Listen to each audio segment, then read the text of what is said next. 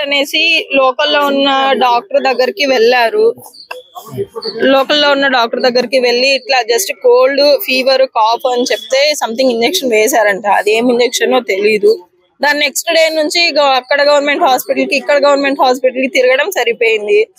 అక్కడ నుంచి ఇక్కడ గవర్నమెంట్ అనంతపూర్ జీజీహెచ్ కి వస్తే ఇక్కడ మా వల్ల కాదు, అంటే ఆల్రెడీ సీరియస్ కండిషన్ లో ఉంది, ఏదో బెంగళూరు కర్నూలుకి తీసుకొని వెళ్ళండి అని చెప్పారు.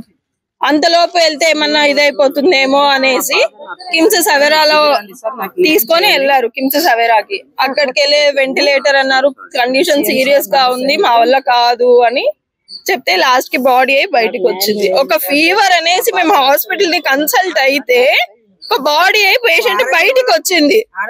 ఏమన్నా చెప్తే అవును నేను ఇంజక్షన్ వేసాను, ఎందుకు ఏంటి ఎందుకు ఇట్లా ఏమైంది మేము ఎంక్వైరీ చేస్తే అవును నేను ఇంజక్షన్ వేసాను అని ధైర్యంగా చెప్తున్నారు డాక్టర్. మరి ఏం చేస్తున్నారో ఏమో తెలీదు.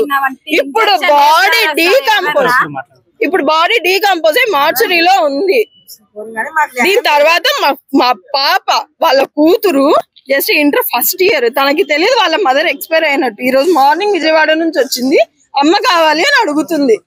ఇప్పుడు తనేంటి, వాళ్ళ మదర్ లేని వాళ్ళ హౌస్ పరిస్థితి ఏంటి, వాళ్ళ పిల్లల ఫ్యూచర్ ఏంటి, ఫ్యామిలీని ఎవరు రన్ చేస్తారు, ఇవన్నీ మేము ఎవరికి చెప్పాలి? మాకు న్యాయం ఎలా జరుగుతుంది? ఇప్పుడు ఈ రోజు ఒకరు అయిపోయారు, రేపు ఇంకొకరు ఇలానే చనిపోతే ఎవరు ఇది చేస్తారు?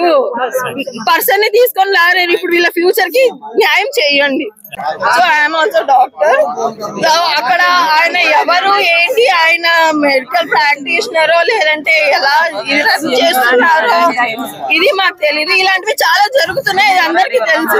అవి బయటకు వచ్చి ఇలాంటి సిచ్యువేషన్ ఇంకొకరికి ఎవరికి రాకుండా గవర్నమెంట్ మాకు నీడగా ఉండాలని మేము కోరుకుంటున్నాం.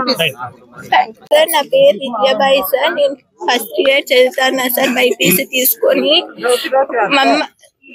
నాకు ఆడిటీలో సీట్ వచ్చింది సార్. మా అమ్మ ఎంతగానో ఆనందపడింది సార్, చాలా ఆనందంగా ఉంటుంది సార్. నాకు ఏమన్నా మంచి మార్క్స్ అట్లాంటివి వస్తే మళ్ళీ మా అమ్మకి ఇట్లా అయితే ఎవరు సార్ నాకు తోడు ఉండేది సార్?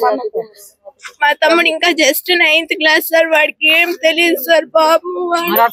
నేను 3rd క్లాస్ నుంచి నేను హాస్టల్లోనే ఉన్నాను సార్. మా అమ్మతో ఎక్కువ టైం స్పెండ్ చేయలేదు సార్. నేను హాలిడేస్ లో అన్న బాగా స్పెండ్ చేయాలనుకున్నాను సార్. నాకు ఇప్పుడు మా అమ్మ కావాలా సార్? ఎవరు తెచ్చిస్తారు సార్? అయిపోయేమైనా తెచ్చిస్తారా సార్? అమ్మ లేని లోటు ఎవరు తీరుస్తారు సార్? డబ్బులు ఇస్తారనుకో, అయినా కానీ మా అమ్మ ప్రేమకి ఎవరు సార్ విలువ కట్టేది? మా అమ్మ నాకు కావాలా సార్? ప్రభుత్వం న్యాయం చేయలేదు సార్. సీఎం సార్ ఎవరైనా వినండి సార్, మాకు మా అమ్మ కావాలా సార్? మా అమ్మ నాకు కావాలా? మా అమ్మ లేని లోటు నాకు ఎవరు తీర్చుకోలేరు సార్. ప్లీజ్ సార్ మాకు న్యాయం చేయండి.